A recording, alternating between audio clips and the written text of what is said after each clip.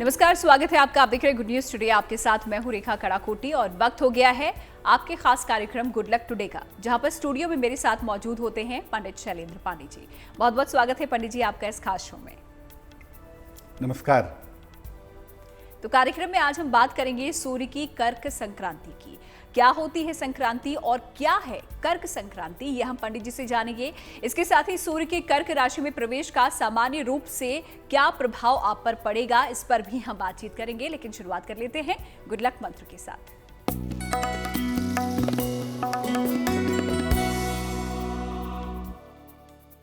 अगर भावनात्मक समस्या ज्यादा है, आप इमोशनली ज्यादा परेशान होते हैं या छोटी छोटी बातों पर आपको तनाव होता है, तो नियमित रूप से चंदन की सुगंध का प्रयोग करिए।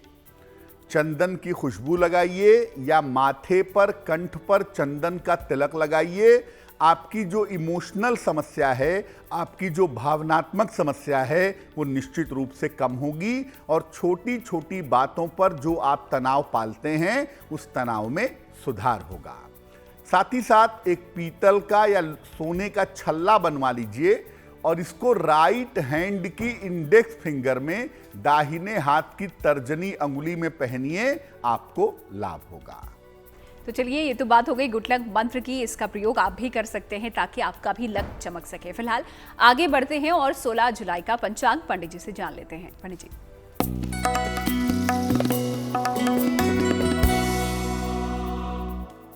दिनांक 16 जुलाई 2022, दिन शनिवार, तिथि है श्रावण कृष्ण पक्ष की तृतीया तिथि, दोपहर के 1:27 तक।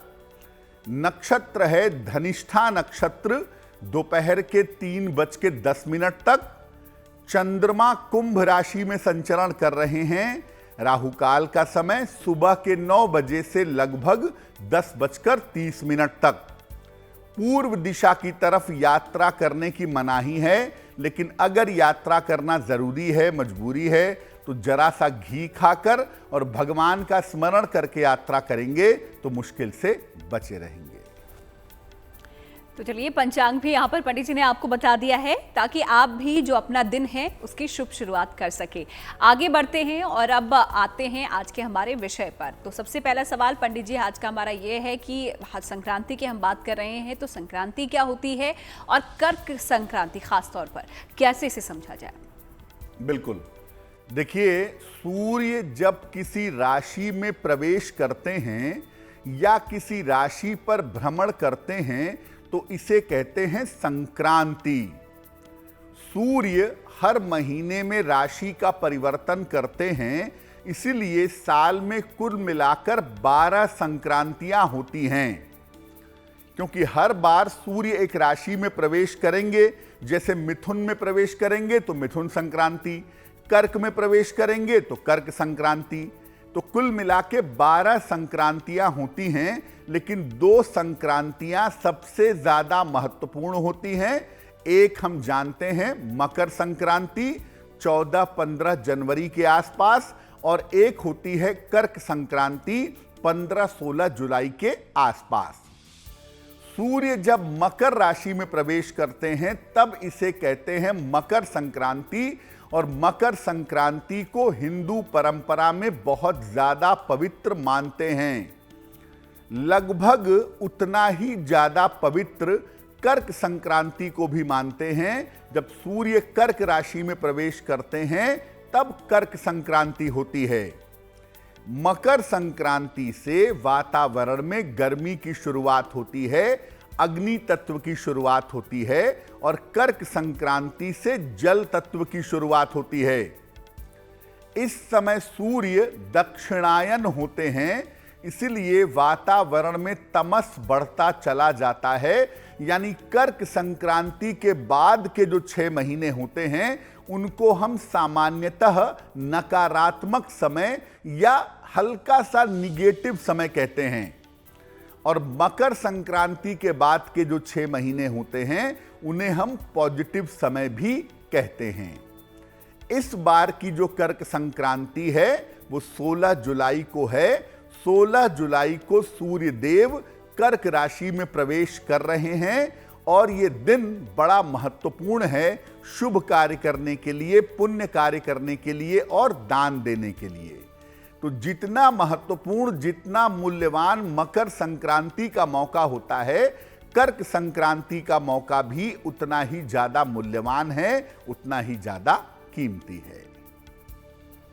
तो क्या होती है संक्रांति और कर्क संक्रांति क्या होती है, पंडित जी ने आपको बताया है। यानी कि सूर्य का कर्क राशि में जो प्रवेश होता है उसे कर्क संक्रांति हम कहते हैं। फिलहाल इस पर हम आगे भी जानेंगे, क्या इसका प्रभाव पड़ेगा आपकी राशियों पर, ये भी हम पंडित जी से समझेंगे। लेकिन फिलहाल राशियों का रुख कर लेते हैं और सबसे पहले देख लेते हैं मेष, वृष और मिथुन राशि का दैनिक राशिफल।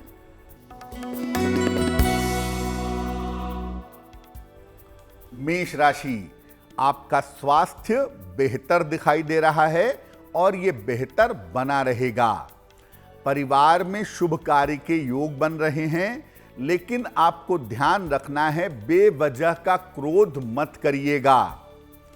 अगर किसी निर्धन व्यक्ति को खाने की वस्तु का आप दान कर दें तो आपका दिन और भी ज्यादा शुभ होगा। शुभ रंग होगा पीला और भाग्य का मीटर आपको नंबर दे रहा है 70%, यानी मध्यम भाग्य आपके साथ बना हुआ है।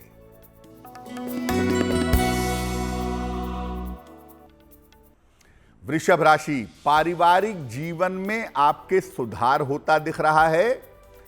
करियर में आपके बेहतरी होती दिख रही है और सबसे बेहतर बात यह है कि आपका स्वास्थ्य, आपका मन अच्छा बना रहेगा।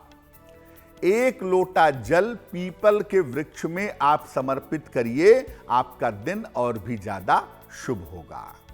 शुभ रंग होगा गुलाबी और भाग्य का मीटर आपको नंबर दे रहा है 80%, यानी बहुत अच्छा भाग्य आपके साथ बना हुआ है।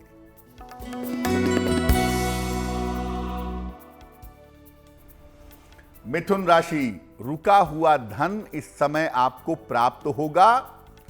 रिश्तों से जुड़ी हुई जो भी समस्या है आपकी वो हल होगी। परिवार में किसी शुभ कार्य के योग आपके लिए बने हुए हैं। किसी निर्धन को अगर थोड़े से धन का दान करें तो आपका दिन और भी ज्यादा शुभ होगा।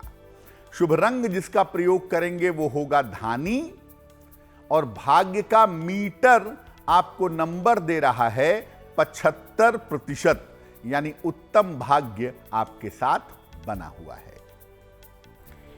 तो राशियों के बारे में तो हम बात कर ही रहे हैं और राशियों के साथ साथ हम आपको बता रहे हैं कर्क संक्रांति के बारे में, तो उस पर भी हम चर्चा करेंगे। लेकिन फिलहाल वक्त हो गया है आप लोगों के ईमेल्स लेने का, तो पहला ईमेल ले लेते हैं, देखते हैं किसने हमें भेजा है सवाल और उसके लिए क्या जवाब या समाधान पंडित जी लेकर आए हैं। पंडित जी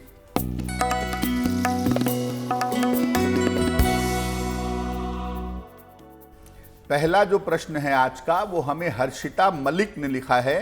हरियाणा से लिखती हैं ये। इनकी जन्म की तारीख है 21 अक्टूबर सन 2000। जन्म का समय है मध्य रात्रि में 12:55। जन्म स्थान है सोनीपत, हरियाणा। ये आर्मी में जाना चाहती हैं, फोर्स में जाना चाहती हैं, तो पूछ रही हैं कि क्या मैं आर्मी में जा पाऊंगी, सेना में जा पाऊंगी। अगर सेना में नहीं जा पाती तो किस क्षेत्र में जाना मेरे लिए बेहतर होगा, मेरा भविष्य कैसा रहेगा, इस बारे में भी जानना चाहती हैं।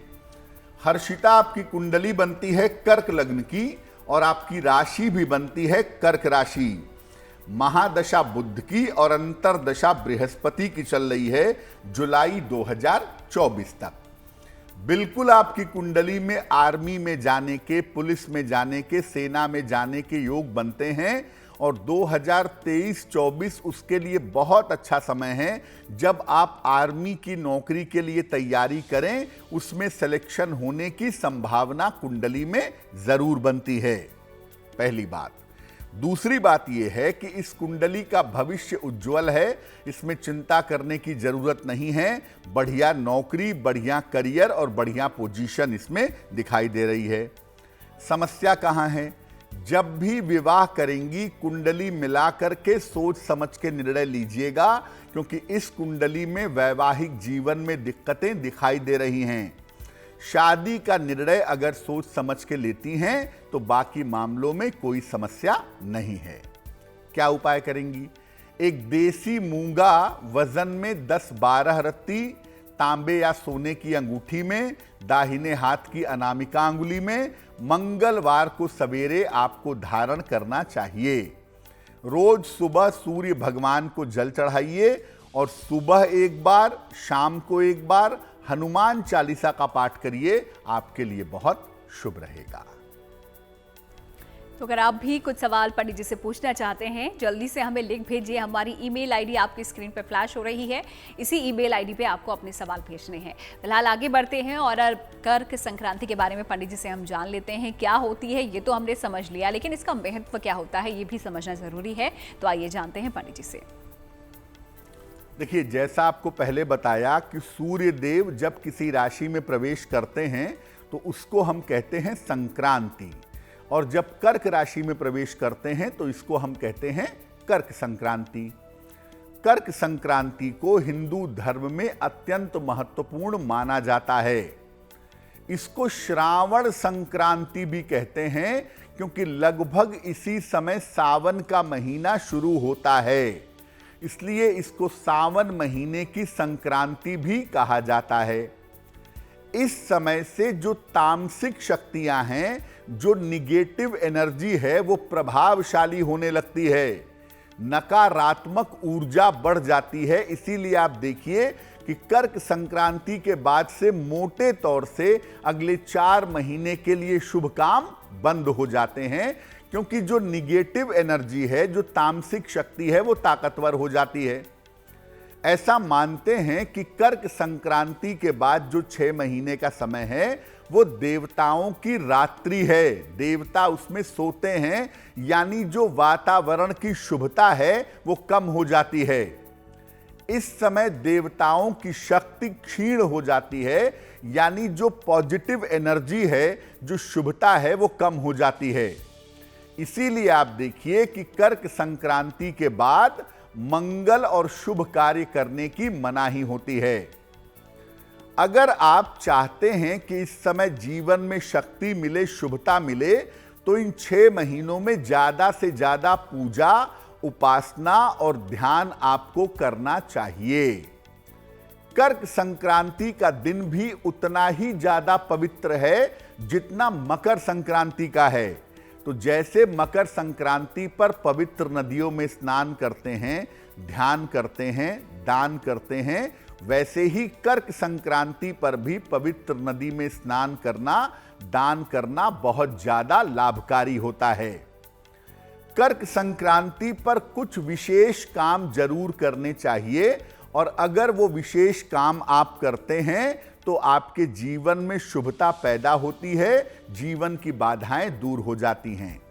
इसीलिए आप जितना महत्वपूर्ण मकर संक्रांति को समझते हैं, कर्क संक्रांति को भी उतना ही महत्वपूर्ण आपको समझना चाहिए।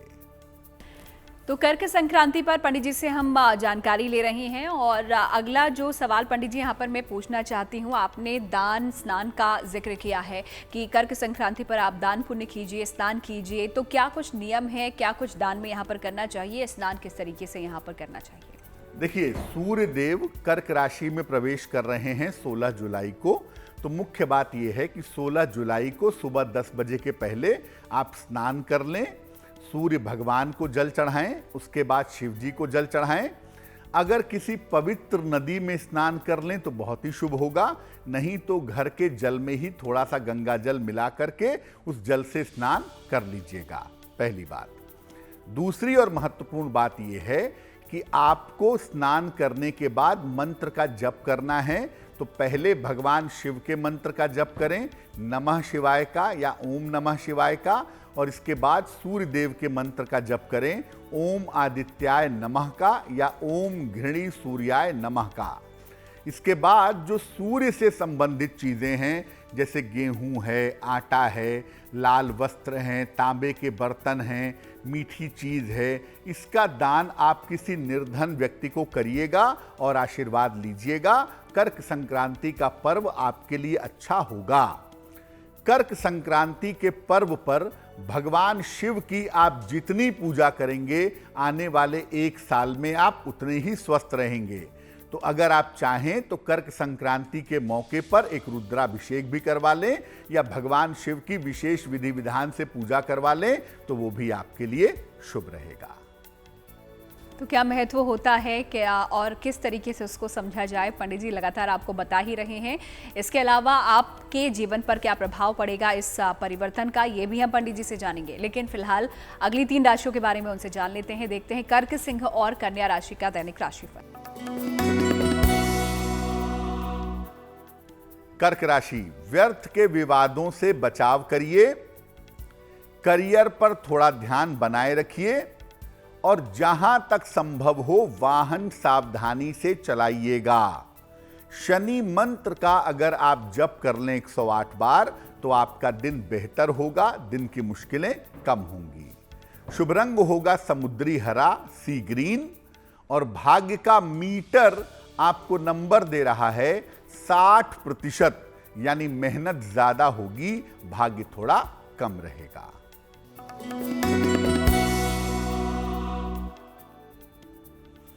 सिंह राशि, करियर में सुधार होता दिखाई दे रहा है। संपत्ति का लाभ इस समय आपको हो सकता है और सबसे बेहतर बात यह है कि आपकी मानसिक चिंताएं दूर होंगी। खाने की वस्तु का अगर आप दान करें तो आपका दिन और भी ज्यादा शुभ होगा। शुभ रंग होगा लाल और भाग्य का मीटर आपको नंबर दे रहा है 70%, यानी मध्यम भाग्य आपके साथ बना हुआ है।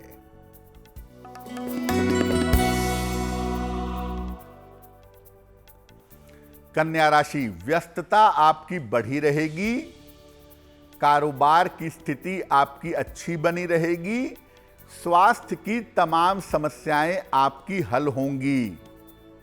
पीपल के वृक्ष में अगर आप जल अर्पित करें 1 लोटा तो आपका दिन और भी शुभ होगा, दिन की मुश्किलें कम होंगी। शुभ रंग होगा नीला और भाग्य का मीटर आपको नंबर दे रहा है 65%, यानी जितनी मेहनत करेंगे उतना ही आपको फायदा होगा। तो कर्क, सिंह और कन्या राशि के जातकों का दिन कैसा बीतने वाला है, भाग्य इनका कितना साथ देगा, ये पंडित जी ने बता दिया है।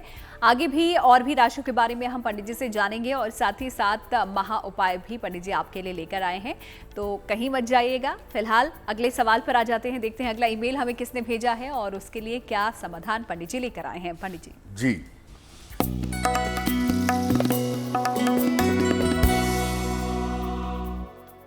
अगला प्रश्न हमें पूजा जी ने लिखा है, जयपुर से लिखती हैं। इनकी जन्म की तारीख है 23 जून 1988, जन्म का समय है 5:43 सवेरे और जन्म का स्थान है दिल्ली।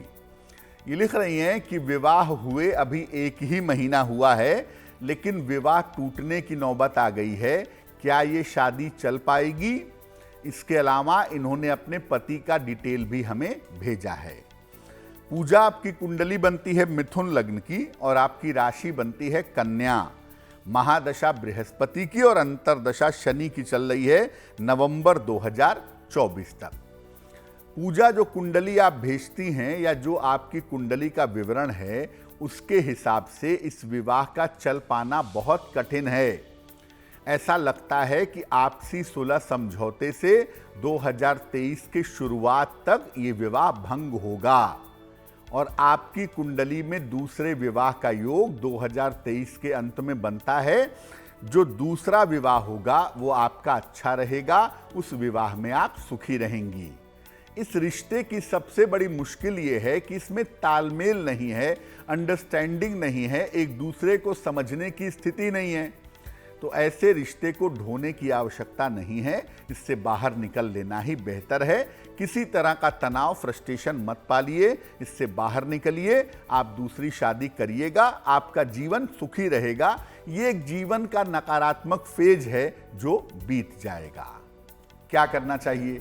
मन को मजबूत करने के लिए और भावनात्मक समस्याओं से बचने के लिए एक ओपल बनवा के पहन लें। लगभग 10-12 रत्ती का ओपल चांदी की अंगूठी में, दाहिने हाथ की तर्जनी उंगली में, शुक्रवार की शाम को और सुबह शाम दोनों समय 108 बार नमः शिवाय का अगर आप जप करें तो आपके लिए बहुत अच्छा रहेगा।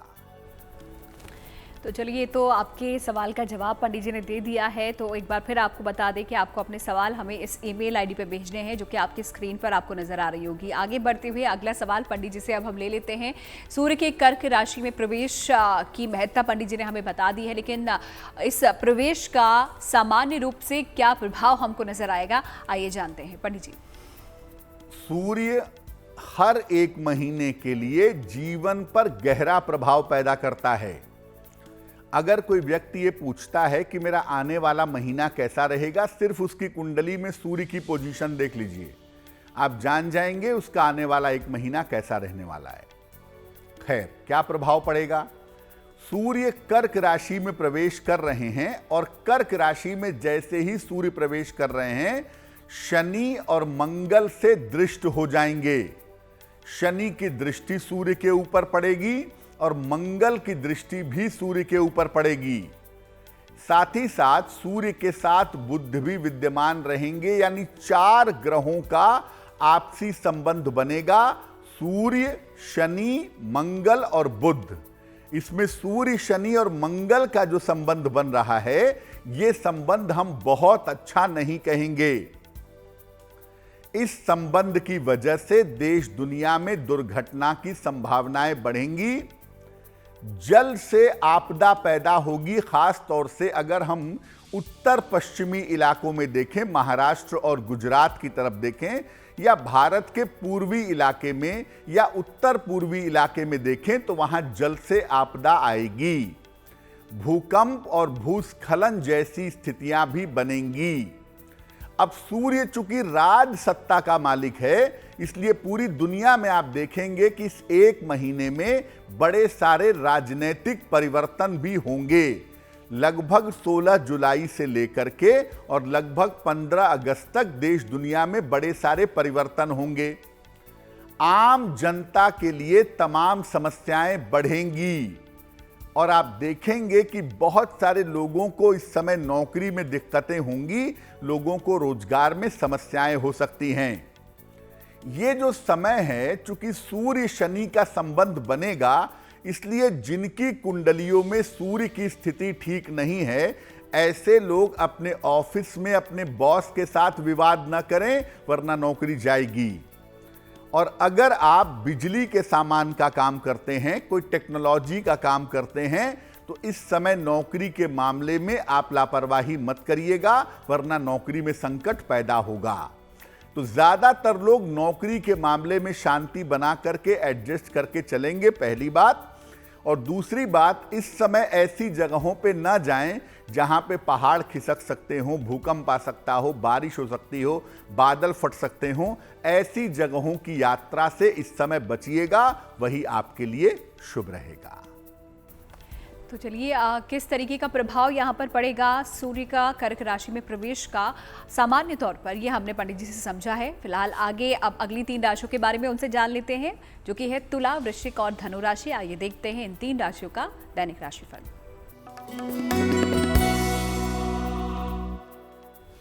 तुला राशि, मानसिक चिंताएं आपकी समाप्त होंगी। रुका हुआ धन आपको प्राप्त होगा। करियर में इस समय नए अवसर आपको मिल सकते हैं जो आपके लिए फायदेमंद रहेंगे। किसी निर्धन को अगर आप धन का दान करें तो आपका दिन और भी ज्यादा शुभ होगा। शुभ रंग जिसका प्रयोग करेंगे वो होगा सुनहरा। और भाग्य का मीटर आपको नंबर दे रहा है 75%, यानी उत्तम भाग्य आपके साथ बना रहेगा।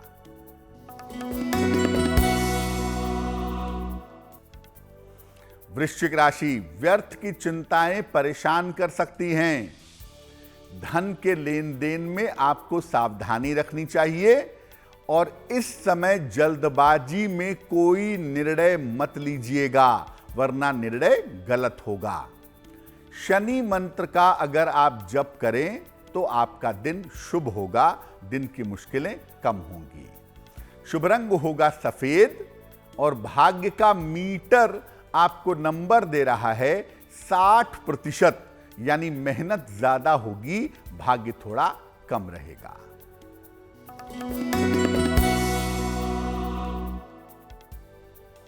धनु राशि, संपत्ति का लाभ इस समय आपको हो सकता है। रुके हुए तमाम काम आपके इस समय पूरे होंगे। करियर में इस समय कोई बदलाव दिखाई दे रहा है। अगर आप खाने की वस्तु का दान करें किसी निर्धन व्यक्ति को तो आपका दिन काफी शुभ रहेगा। शुभ रंग होगा नारंगी और भाग्य का मीटर आपको नंबर दे रहा है 70%, यानी मध्यम भाग्य आपके साथ बना हुआ है। तो तुला, वृश्चिक और धनु राशि के बारे में पंडित जी ने आपको बता दिया है। इसके अलावा मकर, कुंभ और मीन राशि का दिन कैसा बीतेगा कुछ ही देर में आपको बताएंगे, और उसके साथ ही शुभ पहर के बारे में भी पंडित जी से जानेंगे और गुड लक राशि कौन सी है आज की वो भी आपको बताएंगे। फिलहाल वक्त हो गया है अगले सवाल का। देखते हैं अगला ईमेल किसका है पंडित जी।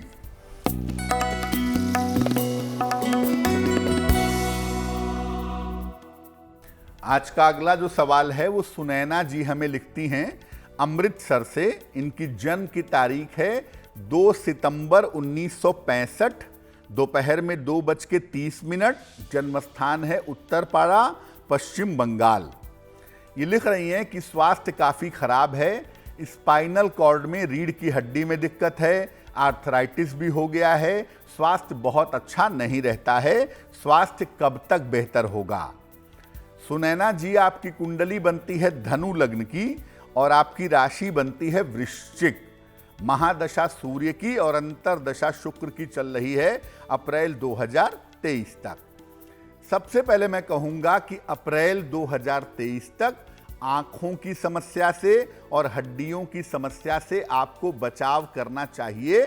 अप्रैल 2023 के बाद आपका जीवन बेहतर होना शुरू हो जाएगा, पहली बात। दूसरी बात यह है कि हड्डियों को लेकर के कोई छोटा मोटा ऑपरेशन भी आपका आने वाले समय में होगा, वो सफल होगा। उससे आपके स्वास्थ्य में और भी सुधार हो जाएगा। तीसरी बात यह है कि आपने लिखा है कि आपने मूंगा और पीला पुखराज पहना हुआ है।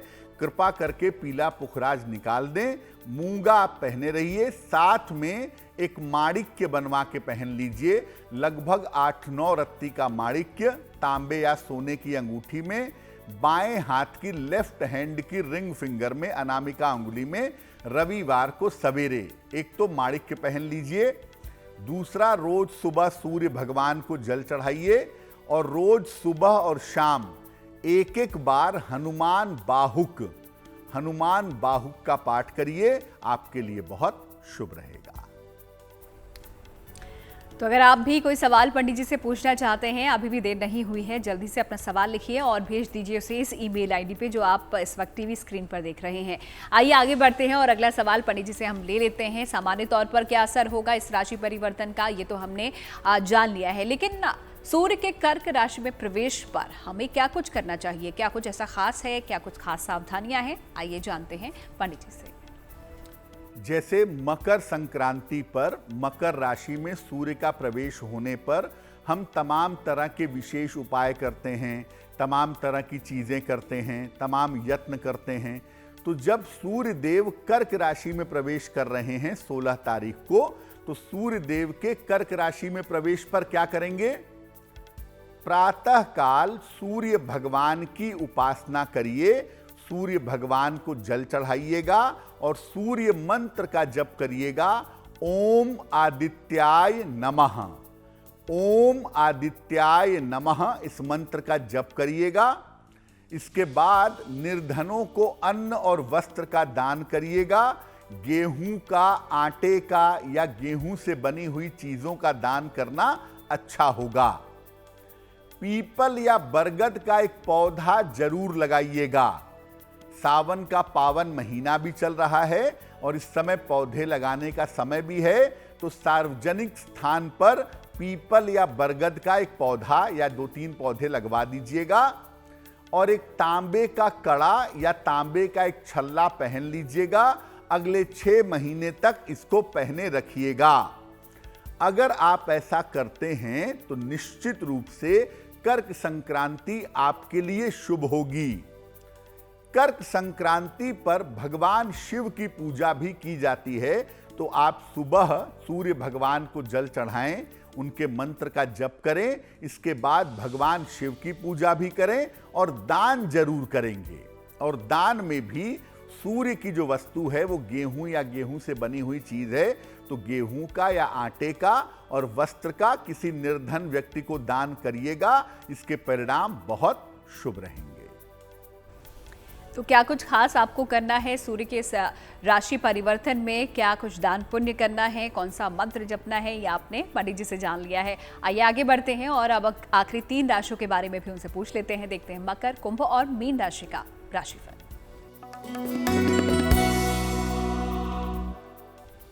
मकर राशि, धन की स्थितियां आपकी बेहतर दिख रही हैं। धन लाभ के योग आपके लिए बने हुए हैं।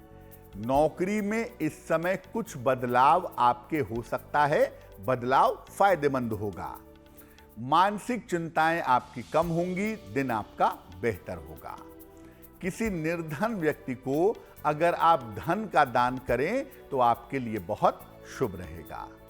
शुभ रंग होगा आपका क्रीम और भाग्य का मीटर आपको नंबर दे रहा है 80%, यानी बहुत अच्छा भाग्य आपके साथ बना हुआ है।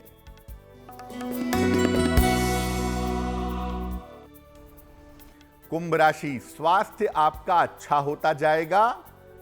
करियर में नए अवसर आपको मिलेंगे और इस समय आप कोशिश करके देखिए, आपके रुके हुए तमाम काम पूरे होंगे। पीपल के वृक्ष में 1 लोटा जल अर्पित करके प्रार्थना करिएगा, आपका दिन और भी ज्यादा शुभ होगा। शुभ रंग होगा सफेद और भाग्य का मीटर आपको नंबर दे रहा है सबसे ज्यादा 90% भाग्य आपके साथ बना रहेगा।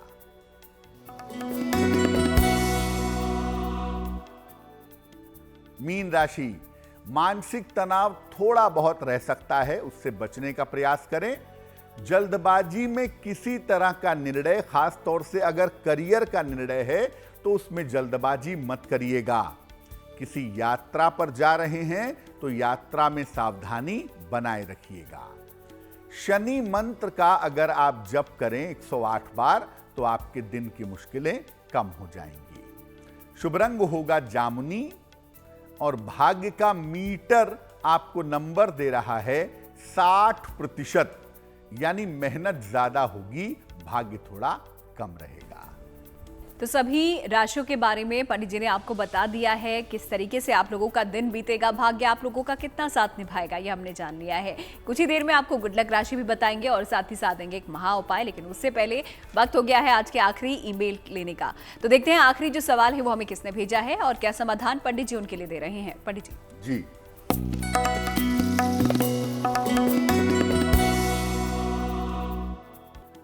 आज का जो आखिरी प्रश्न है वो रविंद्र कुमार जी ने हमें लिखा है, कानपुर से लिखते हैं ये। इनकी जन्म की तारीख है 10 जुलाई 1976, 1976। जन्म का समय है सुबह, लिखा है इन्होंने लगभग 7 से 8 के बीच में, और जन्म स्थान बताते हैं कानपुर। ये लिख रहे हैं कि जीवन में कलह कलेश बहुत ज्यादा है, वो कैसे समाप्त होगा, घर में शांति कैसे आएगी, और अपना मकान खरीदना चाहते हैं या बनवाना चाहते हैं, वो कब तक हो पाएगा। रविंद्र जी, आपकी कुंडली बनती है कर्क लग्न की और आपकी राशि बनती है धनु। महादशा मंगल की और अंतरदशा शुक्र की चल रही है अक्टूबर 2022 तक। सबसे पहले बता दूं कि आपके सूर्य के गड़बड़ होने की वजह से परिवार में तनाव, कलह कलेश बहुत है। सूर्य के उपाय करने से यह तनाव आपका समाप्त होगा। दूसरी बात, 2023 में अप्रैल से लेकर के और नवंबर के बीच में आपकी संपत्ति प्राप्ति की इच्छा पूरी हो जाएगी, इसमें चिंता की कोई बात नहीं है। अपने घर को शांत बनाए रखने के लिए और संपत्ति का लाभ पाने के लिए एक मोती बनवा के पहने, लगभग 10-12 रत्ती की मोती चांदी की अंगूठी में, दाहिने हाथ की सबसे छोटी उंगली में। शुक्ल पक्ष के सोमवार की रात को मोती पहन लें। रोज सुबह सूर्य भगवान को जल चढ़ाएं और रोज सुबह 108 बार ओम घृणी सूर्याय नमः, ओम घृणी सूर्याय नमः इस मंत्र का जप करें, आपकी मुश्किलें हल हो जाएंगी। तो चलिए, आपके ईमेल हर रोज़ हम लेते हैं और आपको अपने सवाल अगर भेजने हैं ईमेल के जरिए आप भेज सकते हैं। ये हमारी ईमेल आईडी आपकी स्क्रीन पर नजर आ रही होगी, इसी पर आपको अपने सवाल भेजने हैं और उसका जवाब पंडित जी आप पर आपको देंगे। तो सूर्य राशि परिवर्तन कर रहे हैं और इस बार ये राशि परिवर्तन हो रहा है कर्क में, तो क्या कुछ प्रभाव इसका पड़ेगा ये पंडित जी ने आपको बता दिया है। लेकिन पंडित जी, यहाँ पर कौन सी राशि ऐसी है जिसका इस परिवर्तन का लाभ जिस राशि को होगा, और कौन सी ऐसी राशियां हैं जिनको थोड़ा सावधान रहने की इस परिवर्तन से जरूरत है? देखिए, वैसे तो मैंने आपको टोटल बता ही दिया कि कर्क राशि में सूर्य के प्रवेश का मोटे तौर पे देश दुनिया में क्या प्रभाव पड़ेगा। अगर आप राशि को समझना चाहें तो वृषभ राशि के लिए, तुला राशि के लिए, कन्या राशि के लिए और कुंभ राशि के लिए, वृषभ, कन्या, तुला और कुंभ, इनके लिए ये राशि परिवर्तन शुभ रहने वाला है। अगले 1 महीने में बहुत सारी चीजें इनकी बनेंगी और बहुत सारे फायदे इनको होंगे, वृषभ को, कन्या को, तुला को और कुंभ को। सबसे ज्यादा जिसको नुकसान होने की संभावना बनती है वो है धनु राशि। धनु राशि के लोगों को, सिंह राशि के लोगों को और मिथुन राशि के लोगों को, धनु, सिंह और मिथुन राशि के लोगों को इस परिवर्तन से सावधान रहना होगा। खास तौर से दुर्घटनाओं से बचना होगा, करियर में लापरवाही नहीं करनी होगी और किसी भी तरह के वाद विवाद से आपको बचना चाहिए। तो देखिए, मोटे तौर पे बाकी जितनी राशियां बचती हैं, 5 राशियां बच जाती हैं, उनके लिए ये परिवर्तन सामान्य है। लेकिन मैं कहूंगा कि मिथुन राशि वालों को, धनु राशि वालों को विशेष ध्यान देना है, सिंह राशि वालों को भी विशेष ध्यान देना है, क्योंकि इनके लिए मुश्किलें इस समय में बढ़ सकती हैं। और अगर आप इस मुश्किल से बचना चाहते हैं तो सूर्य की कर्क संक्रांति को काउंटर करने का, इसके नकारात्मक प्रभाव को रोकने का सबसे अच्छा तरीका यह है कि जब तक सूर्यदेव कर्क राशि में हैं, तब तक रोज सुबह 1 लोटा जल भगवान शिव को चढ़ाया जाए और भगवान शिव की पूजा की जाए, उनसे प्रार्थना की जाए, तो कर्क संक्रांति का दुष्प्रभाव आपके ऊपर नहीं पड़ेगा। आगे बढ़ते हैं और अब जान लेते हैं पंडित जी से उनके बारे में, जिनका जन्मदिन 16 जुलाई को आता है। उनके लिए साल कैसा रहेगा, आइए पूछते हैं जी।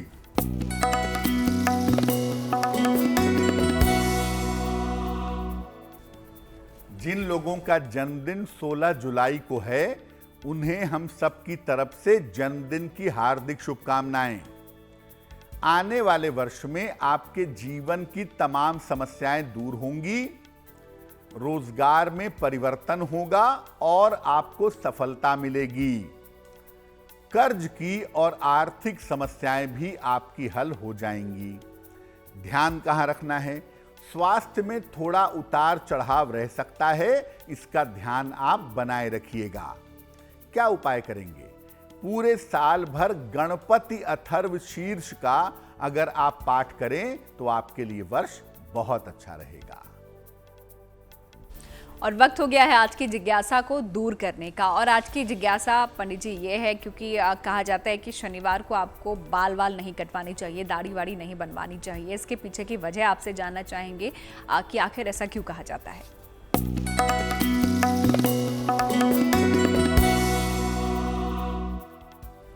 बहुत सारे लोग या ज्यादातर लोग ये मानते हैं कि शनिवार को दाढ़ी मत बनवाओ, बाल मत कटवाओ, शनि नाराज हो जाएंगे। देखिए ऐसा किया क्यों गया, हुआ क्यों? शनिवार के दिन आप अपना ज्यादा समय पूजा उपासना में लगाएं, पूरा फोकस पूजा उपासना पे रखें, बाकी चीजों में ना रखें। इसलिए कहा गया कि भाई एक दिन बाकी काम छोड़ दो, सिर्फ पूजा उपासना में रहो। तो कहा गया कि दाढ़ी मत बनवाओ, बाल मत कटवाओ। लेकिन इसका शनि ग्रह से कोई संबंध नहीं है। ऐसा नहीं है कि शनिवार के दिन शनि की पोजीशन में परिवर्तन हो जाता है, ऐसा कुछ नहीं है। इसका शनि ग्रह से कोई संबंध नहीं है। और अगर आप शनिवार के दिन बाल कटवाते हैं, दाढ़ी बनाते हैं, तो इससे आपका शनि खराब नहीं होगा और इसका कोई भी दुष्प्रभाव नहीं होगा। दुष्प्रभाव तब होता है जब आप ये सोचते हैं कि कुछ बुरा हो जाएगा, तब जरूर बुरा हो जाता है, अन्यथा इसका कोई भी दुष्प्रभाव नहीं होता है। तो चलिए, आज की जो जिज्ञासा थी वो पंडित जी ने यहाँ पर दूर कर दी है। अब आगे हम बढ़ते हैं, उससे पहले एक चीज और पंडित जी से जान लेते हैं गुड लक स्पेशल के बारे में, जो कि दोपहर 12 बजे शनिवार को हर रोज आता है। तो इस बार क्या कुछ होगा खास गुड लक स्पेशल में, पंडित जी आपको बताएंगे। जी, इस बार शनिवार को गुड लक स्पेशल में दोपहर 12 बजे हम आपको बताएंगे सूर्य देव के राशि परिवर्तन के बारे में। अलग अलग राशियों पर सूर्य देव की राशि परिवर्तन का अगले 1 महीने तक कैसा प्रभाव पड़ेगा, इसकी विस्तार से चर्चा करेंगे। बात करेंगे अलग अलग राशियों के लिए आने वाले सप्ताह के बारे में। तो जरूर देखिएगा शनिवार दोपहर 12 बजे गुड लक स्पेशल मेरे साथ। तो देखना बिल्कुल मत भूलिए, शनिवार दोपहर 12 बजे गुड लक स्पेशल पंडित शैलेंद्र पांडे जी के साथ। आइए अब उनसे जानते हैं शुभ पहर के बारे में। 16 जुलाई की हम बात कर रहे हैं, तो क्या है इस तारीख का, इस दिन का शुभ पहर।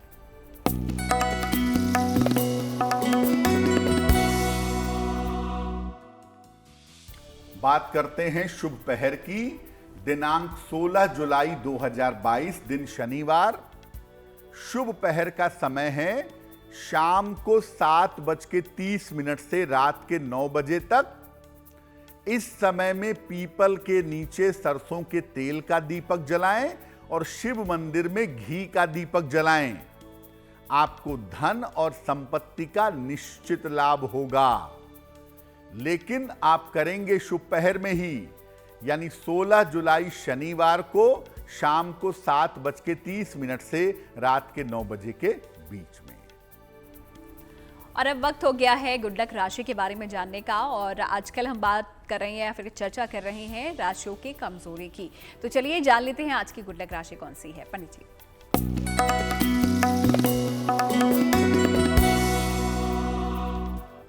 आज की जो गुड लक राशि है वो है मकर, यानी कैप्रिकॉर्न।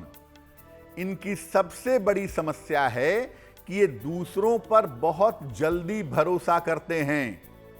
इसके अलावा दुनिया भर का काम अपने ऊपर ले लेते हैं, दूसरों की जिम्मेदारियां खुद निभाने लगते हैं और उस चक्कर में फंस जाते हैं।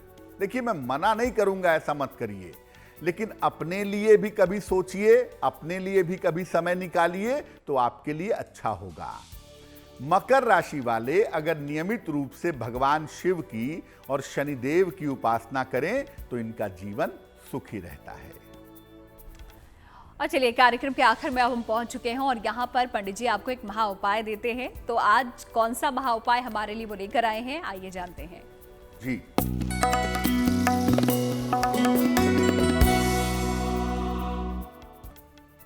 अगर रोजगार की समस्या से आप परेशान हो तो क्या उपाय करेंगे सावन में?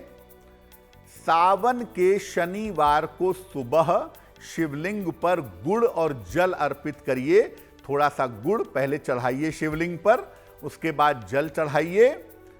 शाम के समय सावन के शनिवार को पीपल के वृक्ष के नीचे सरसों के तेल का दीपक जलाइए और शाम के समय ही दशरथ कृत शनि स्तोत्र का पाठ करिए। सावन में जितने भी शनिवार पड़ते हैं, अगर आप ये उपाय करते हैं तो आपके करियर संबंधी, रोजगार संबंधी बाधा दूर हो जाएगी। तो इस महा उपाय के लिए पंडित जी आपका बहुत बहुत शुक्रिया, और साथ ही साथ हमारे दर्शकों को सूर्य की कर संक्रांति के बारे में बताने के लिए भी आपका बहुत बहुत शुक्रिया। धन्यवाद। तो गुड लक टुडे में आज फिलहाल इतना ही, फिर होगी आपसे मुलाकात, लेकिन अच्छी खबरों के लिए आप देखते रहिए गुड न्यूज़ टुडे।